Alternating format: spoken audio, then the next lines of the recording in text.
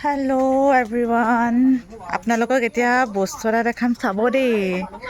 কি দেখাম ভাবিছোঁ জানেনে? আজি মানে আপোনালোকক আমাৰ ঘৰৰ পুখুৰীটো দেখাম বুলি আহিছিল। পুখুৰীটোৱে নহয়, আমাৰ পুখুৰীৰ ভিউটো দেখাম ভাবিছোঁ। চাওকচোন, ইমান ধুনীয়া লাগে নহয়। বিশেষকৈ আবেলি সময়ছোৱাত আমাৰ এই গৰম দিনত বিশেষকৈ পুখুৰী পাৰত বহি থাকিবলৈ বৰ ধুনীয়া লাগে। আৰু পুখুৰীত মাছো আছে দেই, বিভিন্ন ধৰণৰ মাছ আছে।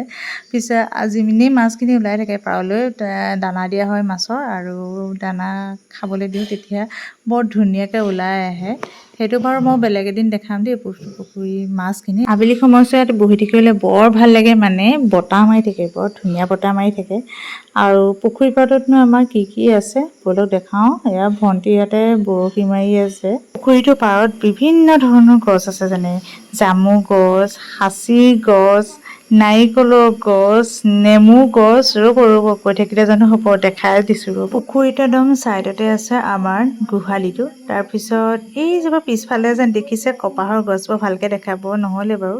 তাৰপিছত নাৰিকল গছ এজোপা আছে, এয়া তামোল গছ আছে, আৰু দেখাই আছোঁ আমাৰ নেমু গছকেইজোপা। এইকেইজোপা হৈছে নেমু গছ। আমাৰ নেমু আছে, গোল নেমু, এয়া কাজি নেমু মানে বিভিন্ন ধৰণৰ, জেঙেৰু নেমু আছে, ভাগ ভাগকৈ আছে। আৰু এইবিলাক হৈছে হালধি গছ। এই কামখিনি আমাৰ বেছিভাগ মায়ে কৰে দেই, দেউতাও কৰে, কিন্তু দেউতা কৰ্মক্ষেত্ৰত বাহিৰত থাকিব লগা হয়, সেইটো কাৰণে বেছিভাগ মায়ে কৰে। দেউতা আহিলে দেউতাই লাগি মেলি দিয়ে। আৰু আপোনালোকে আমাৰ পুখুৰী পাৰত অৰ্থাৎ সেউজীয়াখিনি দেখি কেনেকুৱা পালে জনাবচোন দেই। আজি ভিডিঅ'টো ইমানতেই, বাই বাই।